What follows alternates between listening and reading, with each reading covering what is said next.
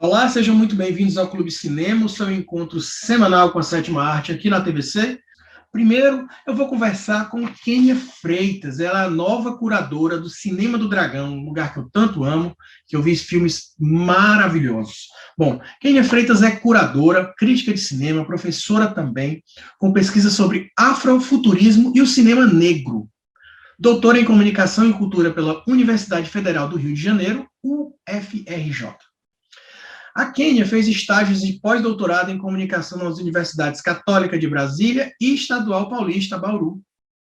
Desde 2015, já realizou curadoria de diversas mostras e festivais de cinema, como Cine Afros Feminines, Reimaginando Mundos, Mostra Afroturismo, do Centro Cultural de São Paulo, e Mostra Especial Nós Somos a Guerra, em Goiânia.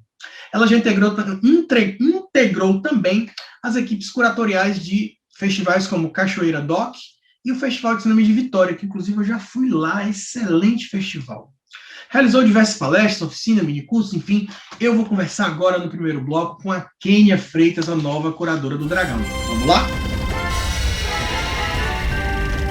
Hoje eu tenho a honra de receber Kênia Freitas, a nova curadora do Dragão do Mar, do Cinema do Dragão do Mar, minha parceira, companheira de Abracine, Associação Brasileira de Críticos de Cinema, e que agora está entre nós, está no Ceará, para cuidar do nosso querido Cinema do Dragão. Kênia, seja muito bem-vinda ao Clube Cinema aqui na TVC.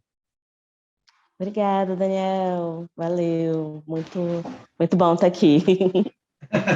Bom, como eu falei mais uma vez, seja bem-vinda. Realmente, o Dragão do Mar, acredito que para os cinéfilos cearenses, aqueles que realmente procuram um bom cinema e obras pouco fora do usuais, que deveriam ser usuais para todo mundo, amam aquele espaço, né? E que, desde a sua reinauguração, primeiro com o Salomão Santana e com o Pedro, depois só com o Pedro Azevedo, e agora você já um pouco mais de um mês à frente do Cinema do Dragão.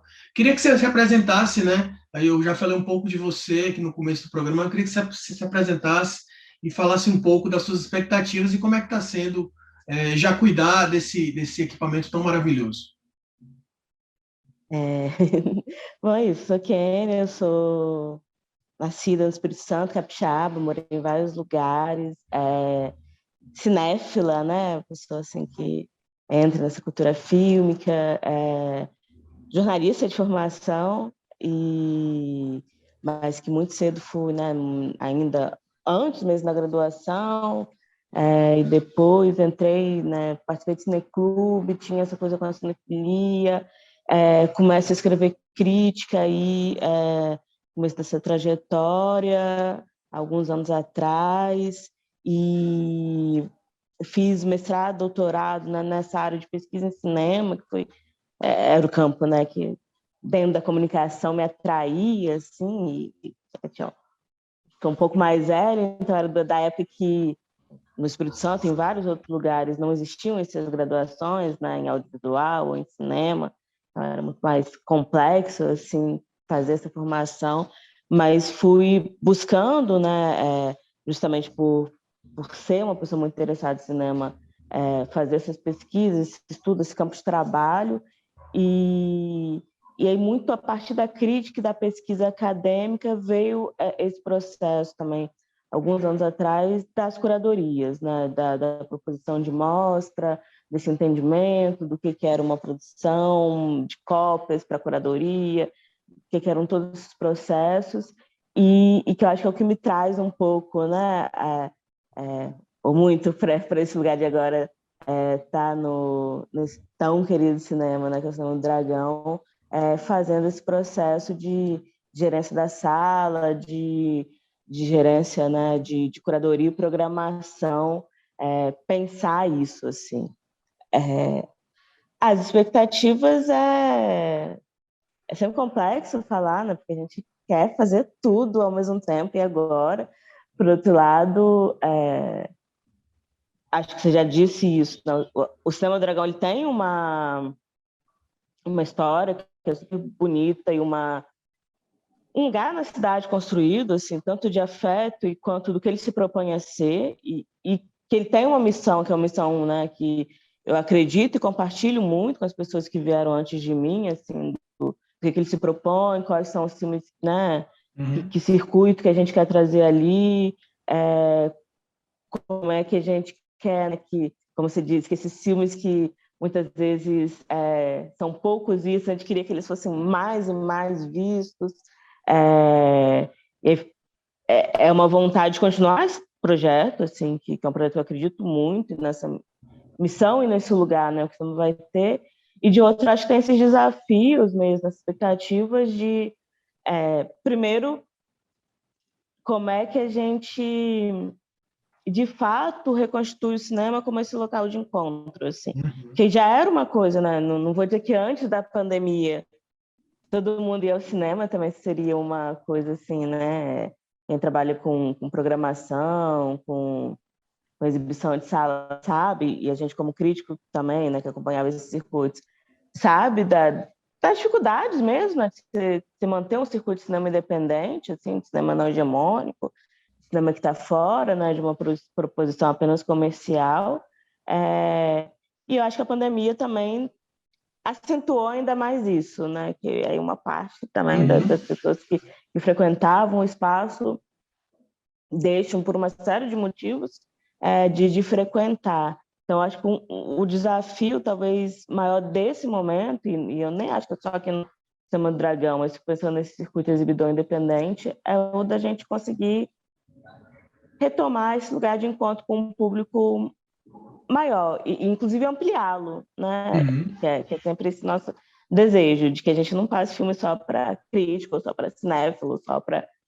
que tem uma galera que vai mesmo, que, né, é dona daquela sala, mas que também que isso chegue a cada vez mais pessoas, assim. Então, acho que eu fico pensando muito do desafio, que é esse desafio, que nem acho que é só do Dragão, assim, Sim. conversando com os amigos de outras cidades e acompanhando esse circuito, é o de essa crença na potência da sala de cinema como um lugar que possibilita encontros, possibilita experiências, possibilita acontecimentos para a gente, assim.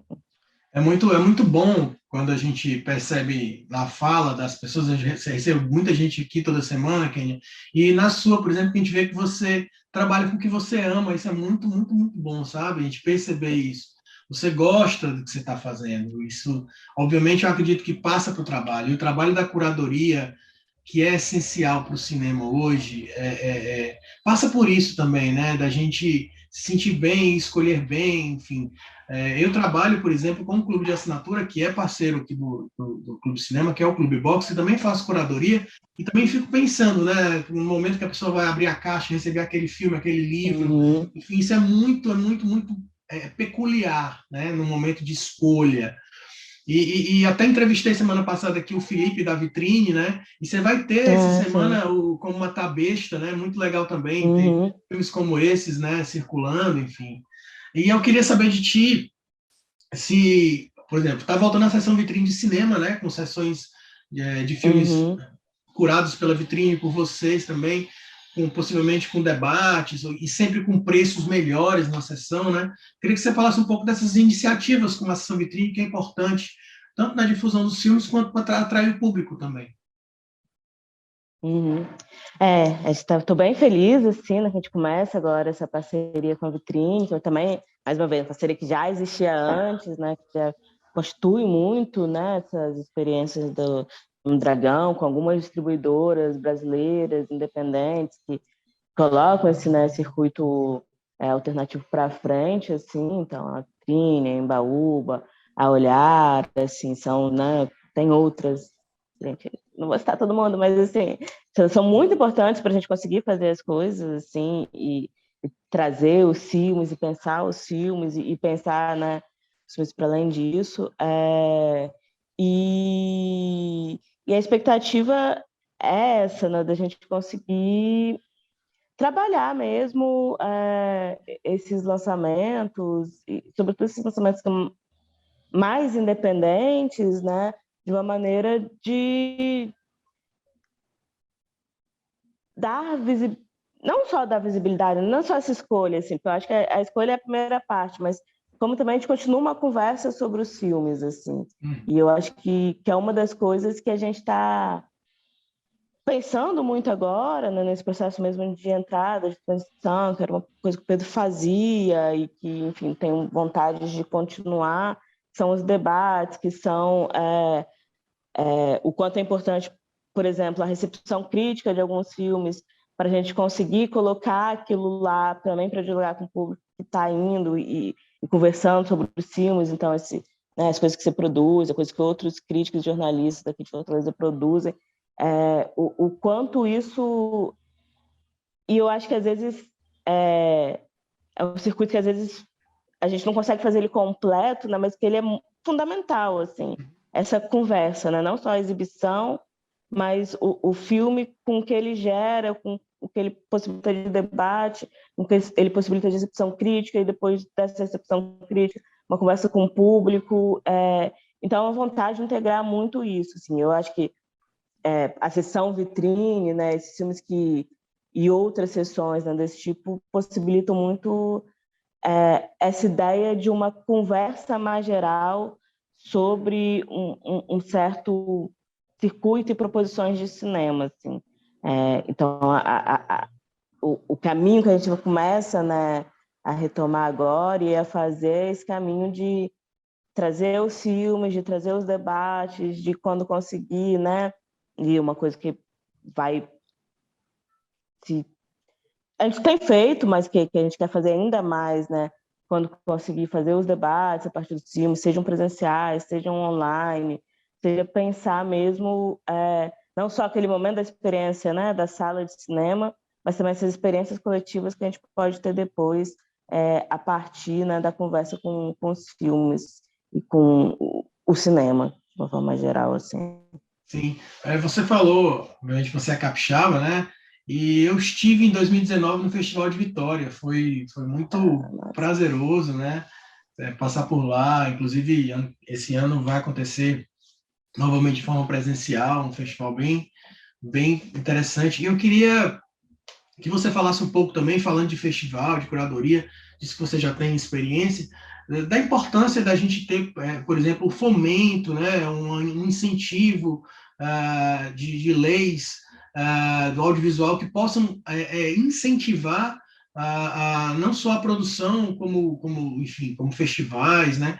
A gente sempre fala aqui com os diretores, e sabe da dificuldade de produzir um filme, de colocar um filme em cartaz, e a gente sempre coloca isso aqui para os ouvintes, para as pessoas que vão ver depois no YouTube, a importância disso, porque ninguém está aqui pedindo para ser sustentado por governo ou por qualquer tipo de iniciativa. A gente está aqui falando de fomento e de leis de incentivo por conta de uma rede, uma grande rede produtora de conteúdo, de cultura e que também produz muitos empregos, produz muitos impostos, enfim. Queria que você falasse um pouco disso, dessa importância que a gente sempre bate nisso aqui, de explicar e desenhar para o pessoal que acompanha.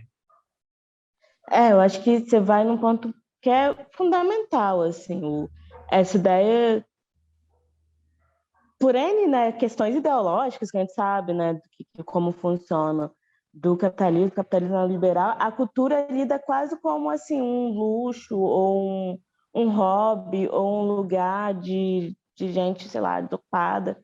E a cultura é um campo de trabalho, assim. Eu acho que uma das coisas, com cultura no geral, para a gente entrar no cinema em específico, uma das coisas que eu acho que a nossa geração, não que gerações anteriores não fizeram, mas que a gente está lutando muito para dizer que isso é trabalho, assim, né? Fazer curadoria é trabalho, propor mostras é trabalho, produzir filmes é trabalho.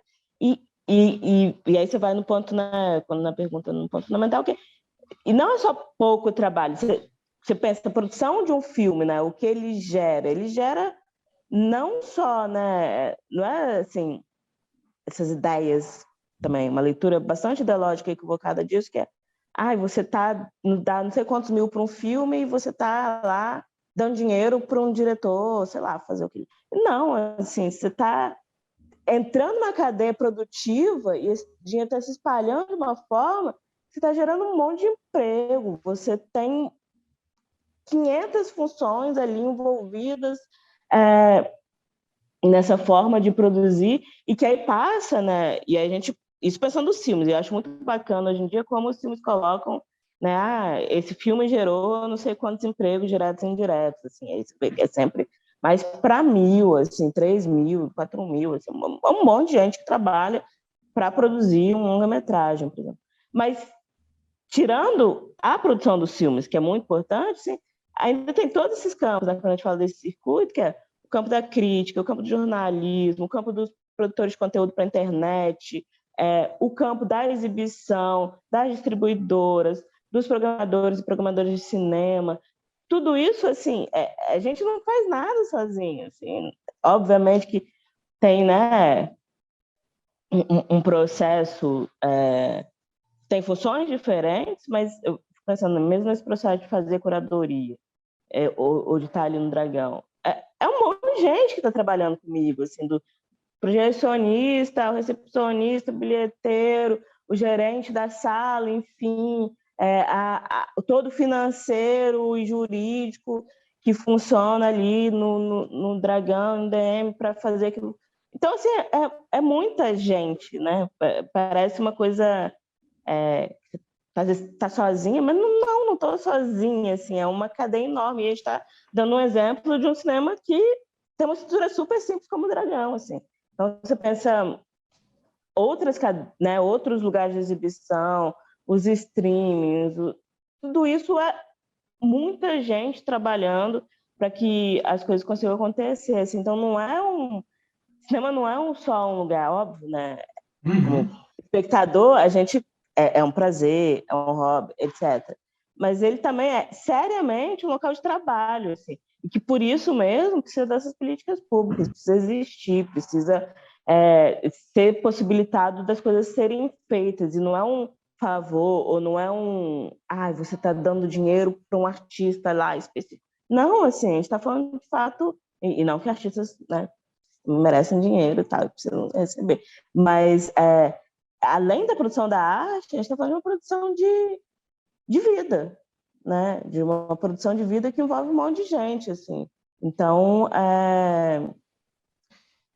é bem esse o ponto, assim. Eu acho que a gente precisa desconstruir essa leitura ideológica que é feita da cultura, que é feita do cinema, como se fosse uma coisa supérflua, como se fosse uma desocupação ou um passatempo, e trabalhar cada vez mais para que seja trabalho, inclusive porque se a gente pensa que é trabalho, a gente consegue lutar para as pessoas que trabalham com o cinema terem mais direitos, né?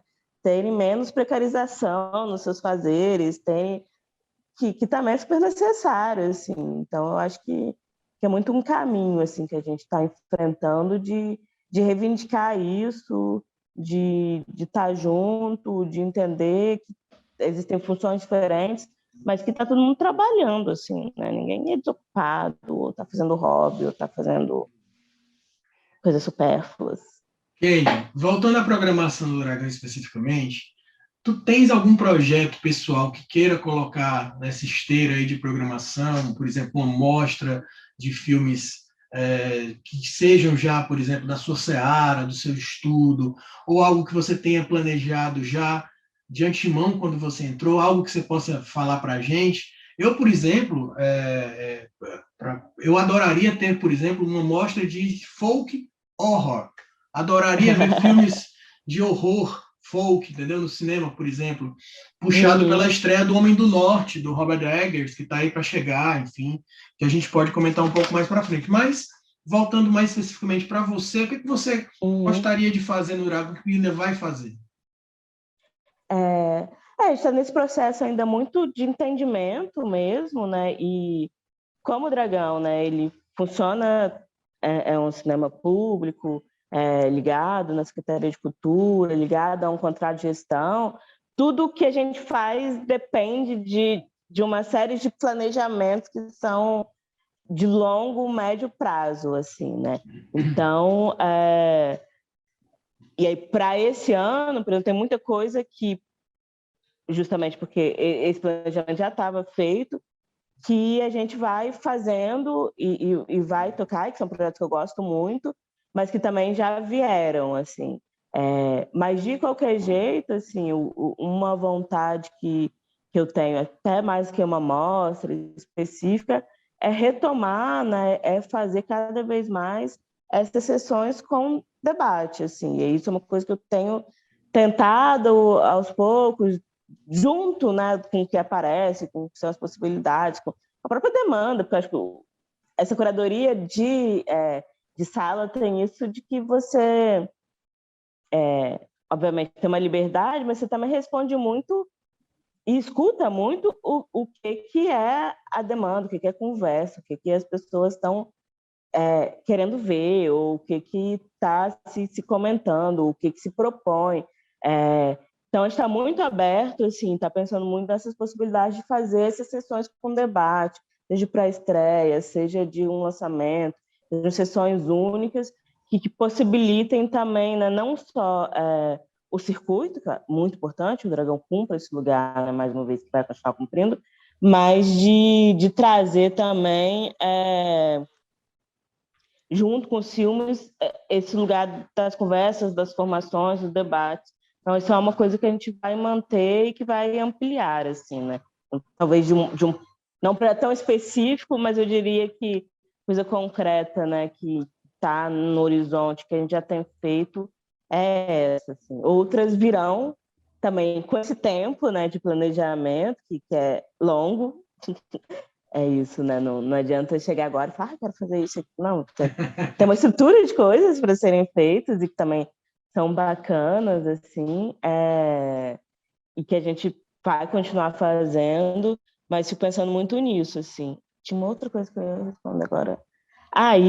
E eu acho que isso que você fala, né, dessa mostra, tá, que você tinha vontade, é muito também de...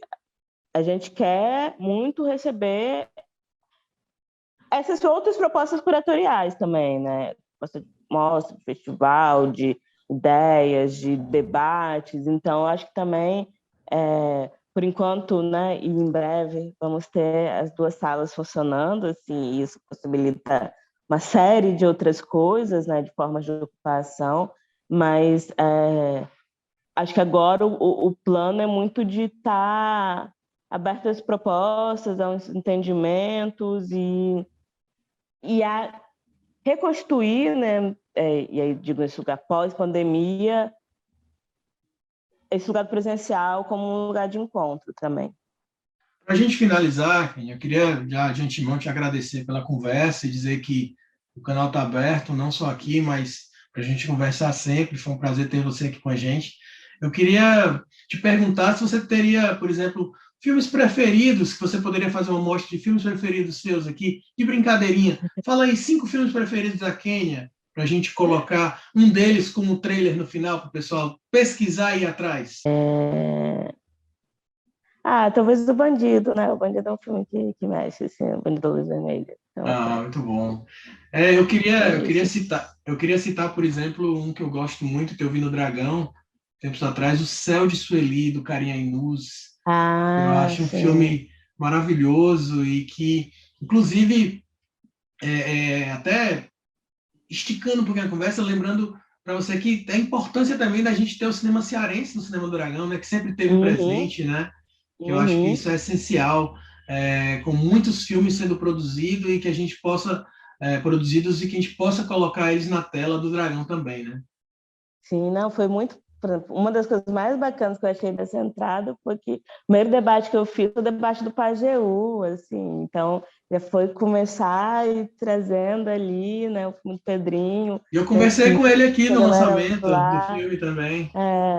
Então, assim, né, um filme de Fortaleza, sobre Fortaleza, com a equipe lá presente, uma boa parte da equipe não tinha visto o filme só no online, né, não tinha visto a exibição em tela, assim, então foi uma emoção, assim. Então, esse lugar é obviamente, assim, e é uma missão, né, também faz parte das missões do Dragão e que a gente continua de sempre trazer o cinema cearense, assim, né? Tá ali, porque possibilita isso, né? A gente tem esse privilégio de ter os realizadores ali, a conversa, a troca, acho que, enfim, é massa. Kenia, muito obrigado, viu? Foi um prazer falar contigo. E daqui a pouco a gente volta. Esse é o Clube Cinema. Eu sou Daniel Herculano. Você está na TVC.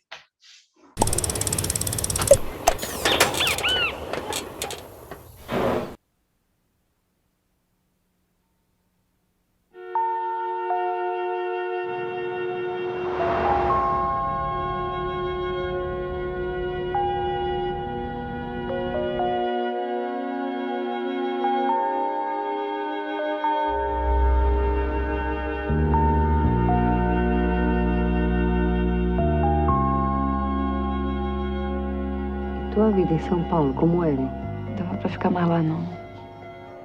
Cadê teu macho? Meu marido tá chegando. Saudade. Quando é que tu vem? A senhora sabe dele? Teu filho é um sacana. Hoje à noite a gente vai sair, mas melhora essa cara, viu?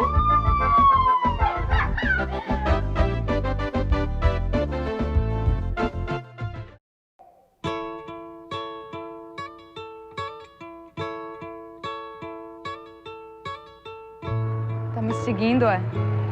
Só um pouquinho. Eu esperava tudo, Ermelia, menos isso de você.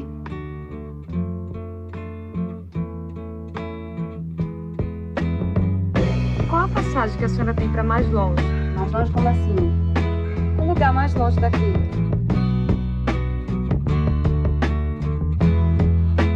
Tudo que eu tenho, meu bem, é você.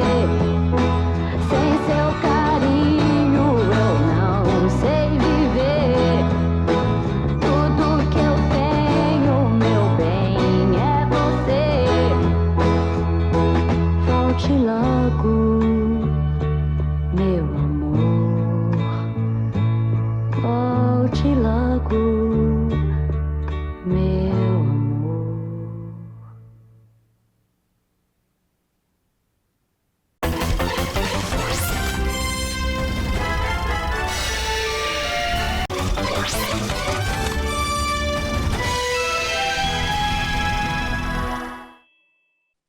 É isso, pessoal. Agora eu estou recebendo o Felipe Lopes, ele que é um dos sócios da Vitrine Filmes, a distribuidora de cinema nacional, que tem em sua cartela filmes pensados, escolhidos, que o público precisa conhecer, precisa ver, que ele, com todo carinho, faz uma curadoria gigantesca dos festivais mundo afora. Felipe, seja muito bem-vindo ao Clube Cinema, você está aqui na TVC. Obrigado, Daniel. Olá a todo mundo que está aí assistindo a TVC. Felipe, bom, eu recebi a notícia, né, com muita alegria, de que a sessão Vitrine vai voltar agora dia 28, né? Uhum. E é uma iniciativa excelente que existe desde 2011, algo que no Brasil a gente pensar que a cultura não é tão bem cuidada como deveria, principalmente agora, né? Então, assim, é uma iniciativa que a gente tem aí há 11 anos, né? Eu queria que você falasse um pouco dela e um pouco da sua expectativa para o retorno. Bom, a Sessão Vitrine ela surgiu realmente, como você falou, em 2011. A Silvia Cruz, que minha sócia, fundou a Vitrine em 2010.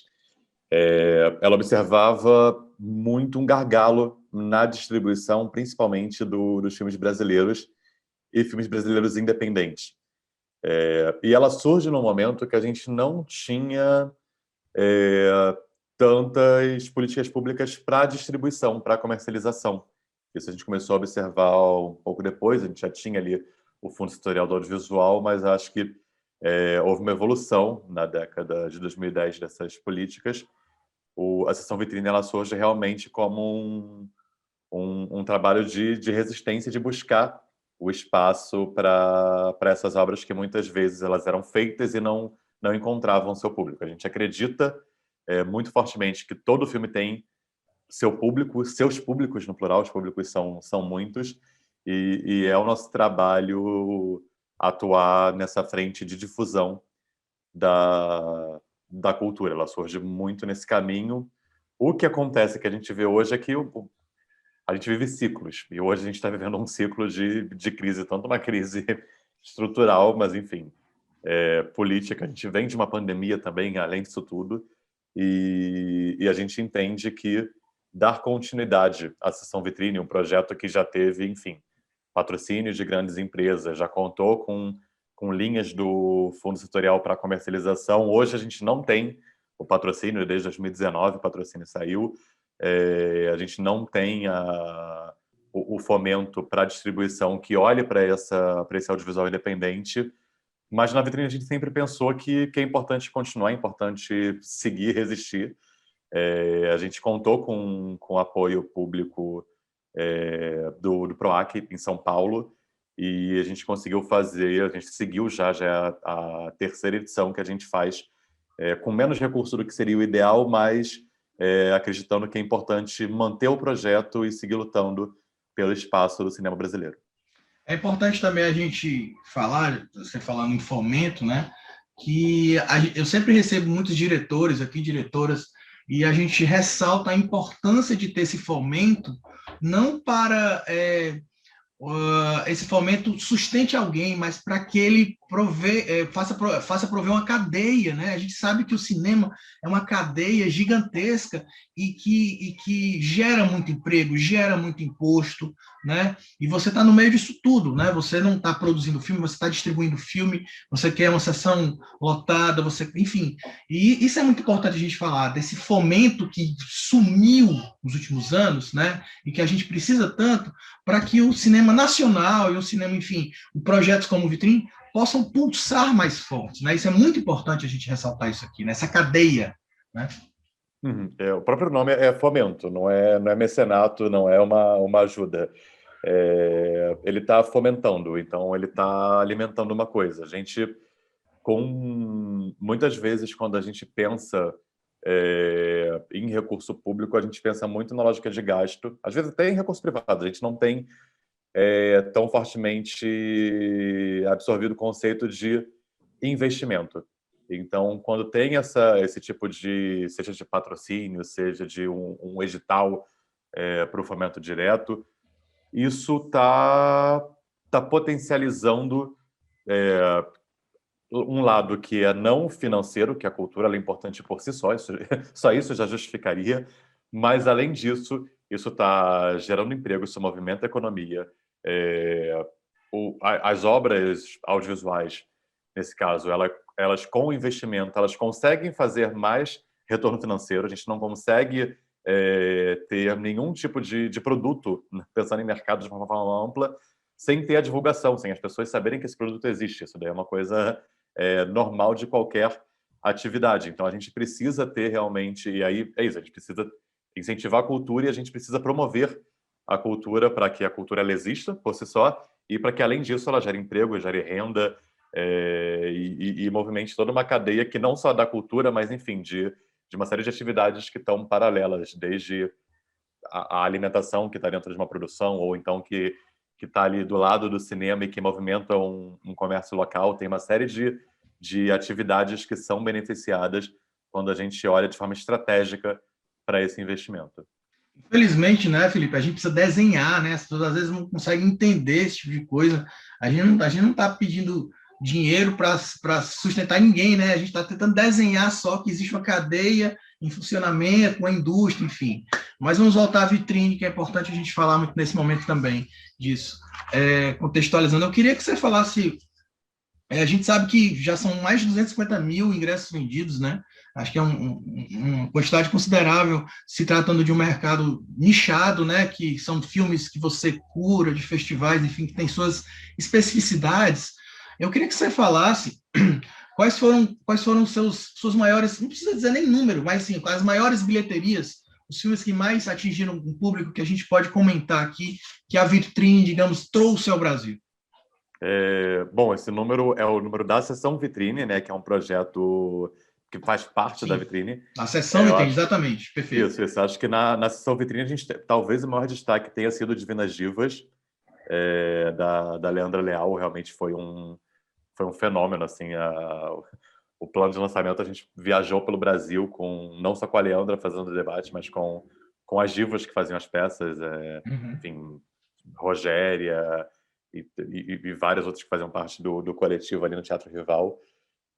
O projeto tem outros filmes de muito sucesso. A gente tem Tinta Bruta, que foi premiado no Festival do Rio, do Márcio Relon e Felipe Matzenbacher. A gente tem... Premiado fora também, eu acho que é Locarno. Acho que foi premiado Locarno ou Berlim, eu acho. Berlim. Berlim, TED, né? TED,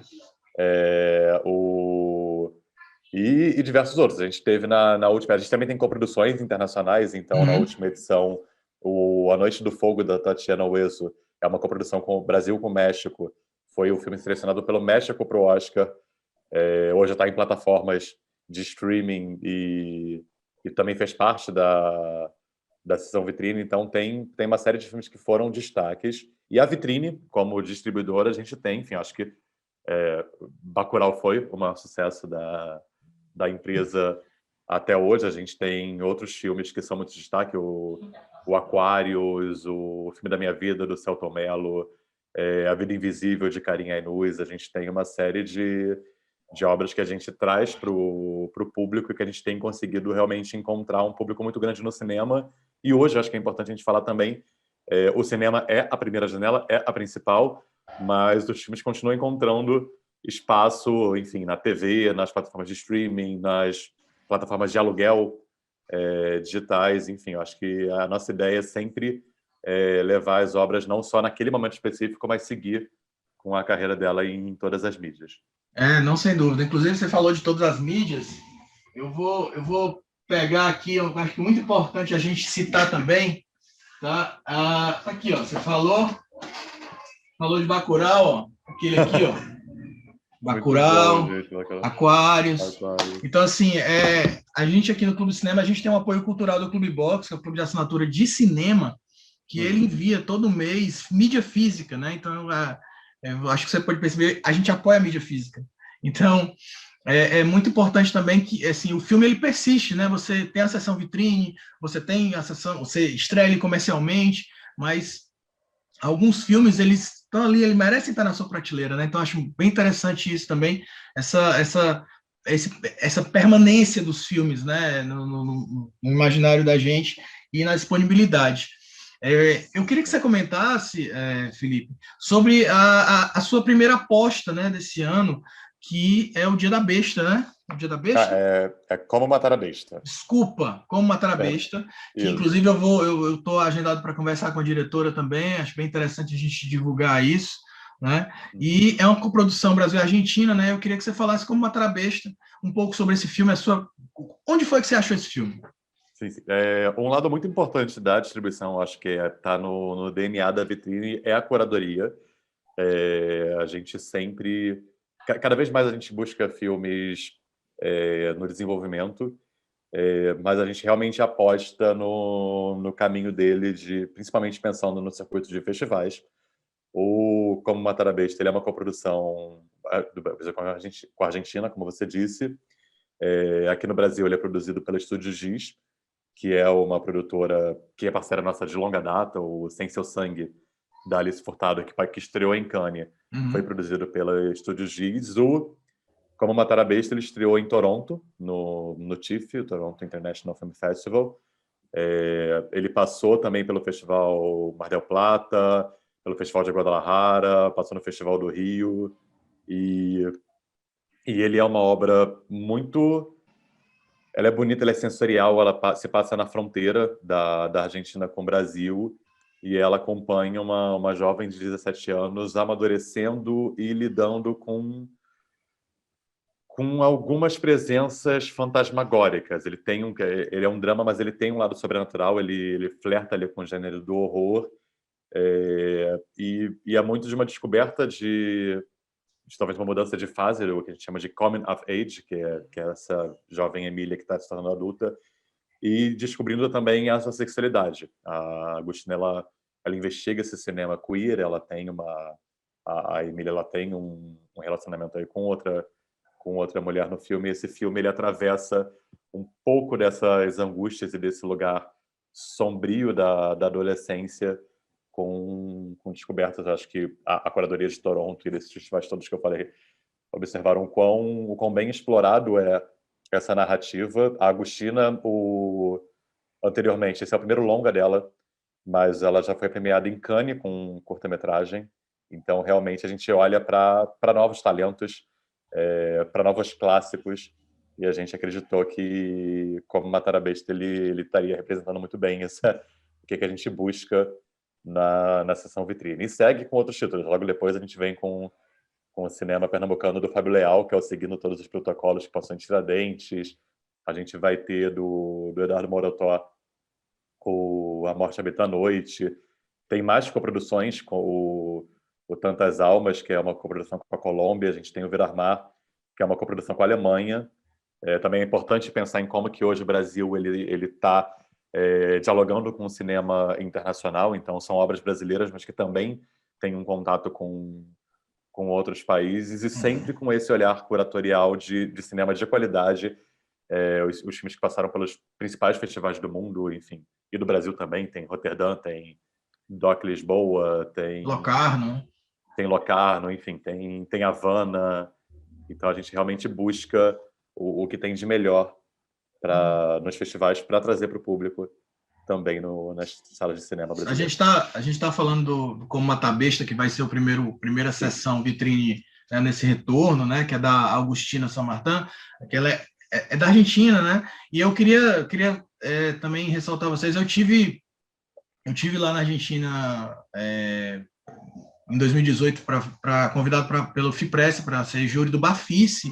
Então, assim, é um festival maravilhoso. Eu acho que é um festival de filmes independentes também, e que eu lembro que o filme que ganhou naquele ano lá, um filme de 12 horas, 13 horas, chamado acho que é A Rosa. Então, assim, é uma loucura, entendeu? Sensações esgotadas. Então, assim, é um festival que também vale a pena se dar uma olhada. Acho que você já conhece o Bafice, já deve ter sido indicado para isso, mas, assim, eu continuo recebendo as notícias do Bafice desde então, e, assim, venho acompanhando as seleções de lá, e eu achei muito interessante, muito interessante. Felipe, como eu falei em relação à mídia física aqui, né, além de falar aqui do Aquários e do Bacurau um pouco, eu queria recomendar outros 2 filmes de mídia física que a gente tem aqui de curadoria, inclusive um deles é da Vitrine, olha só, uma aposta de vocês na época, ó, Incêndios. Incêndios é Imovision, gente. Imovision, desculpa. Então, Incêndios, Denis Villeneuve, né, que ninguém nem conhecia, enfim, na época, e queria recomendar o Incêndio, que está em mídia física de novo, e outra aposta, na época que depois, obviamente, alcançou novos rumos, que é o Following, que é o primeiro filme do Christopher Nolan, inédito no Brasil, enfim. Eu queria recomendar esses 2 filmes aqui. Felipe, eu queria que você recomendasse também filmes que passou pela vitrine, que você peça que as pessoas descubram, não só esses que estão por vir, que eu vou citar novamente, né, que a sessão, que a vitrine vai estrear nas próximas semanas. Inclusive, é importante dizer também que a sessão vitrine tem preços especiais de ingressos, sim, né?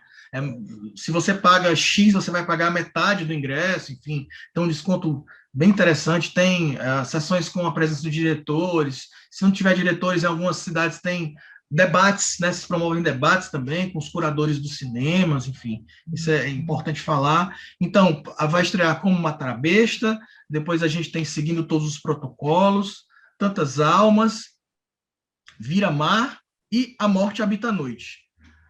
Além desses, claro, que você recomenda que as pessoas possam procurar brevemente no cinema, Felipe, quero que você recomende outros filmes que estão passados por vocês, né, lá na vitrine. Nossa, gente, que difícil. São quase 200 filmes fazer essa escolha. Mas eu vou falar aqui no meu lugar de cinefilia. Eu acho que a vitrine ela tem uma curadoria muito boa e tem alguns filmes que, desde que eu entrei na vitrine em 2019, então eu como público eu vi Branco Sai Preto Fica, do Adley Queiroz, e eu me apaixonei. Pode falar onde tá, gente? Eu não sei se pode falar. Não, fica à vontade, tudo aqui é tranquilo. Não, porque tem alguns títulos nossos que, por exemplo, estão no Netflix, então é muito legal. O Benzinho, do Gustavo Pizzi, tá na Globoplay. Amo o Benzinho. Tem vários que estão também para alugar, tá, gente? Enfim, no NetNow, no Google. Então, vale dar essa procurada. Eu gosto muito de Hoje Eu Quero Voltar Sozinho, do Daniel Ribeiro. A gente lançou no ano passado Alvorada, que é da Ana Molaert, da Lopoliti, que acompanha a Dilma de dentro do Palácio da Alvorada durante o processo do impeachment. É muito legal. Aí, falando de filmes políticos, eu gosto muito da Maria Augusta Ramos. A gente lançou O Processo em 2018. Eu acho um filmaço.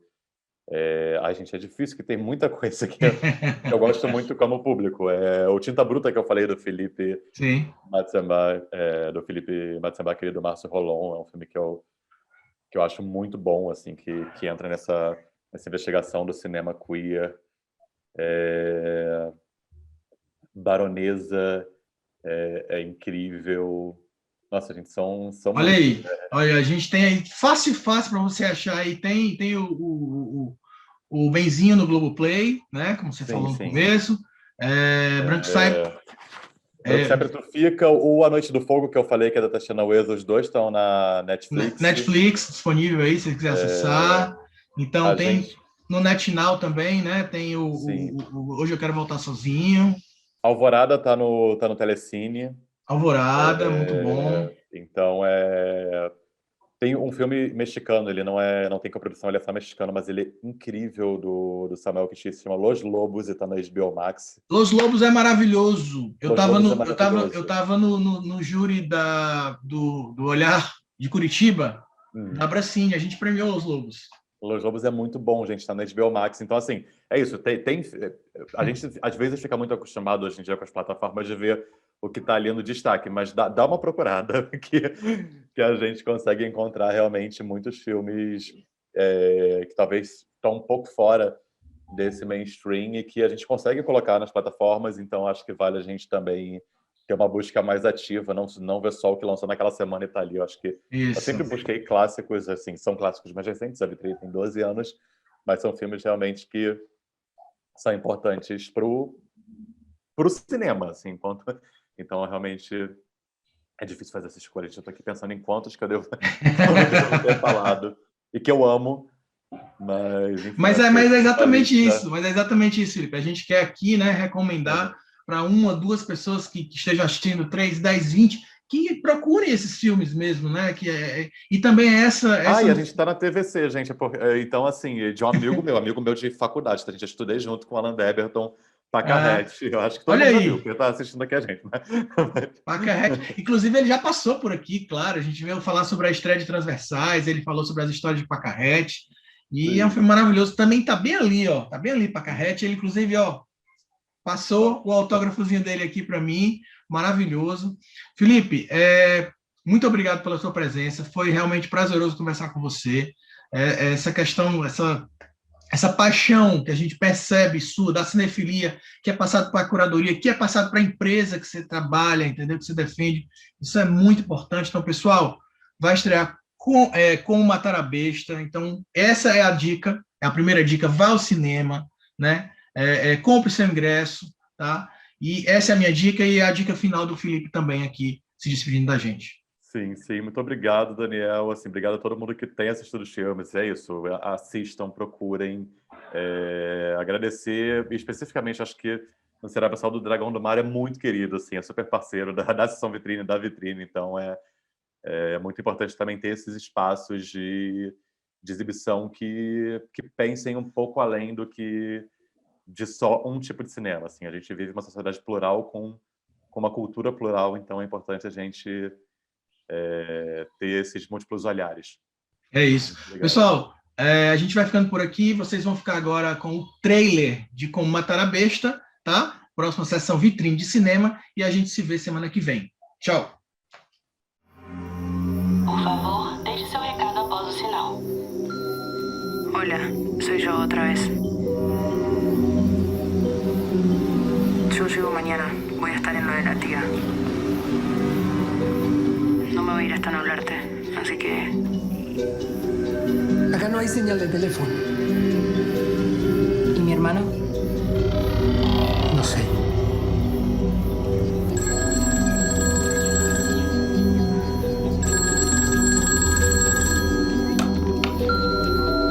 Você ligou para... Mateo. Dicen que en el pueblo apareció una bestia que anda suelta por ese monte. Le tengo miedo a todo. A todos.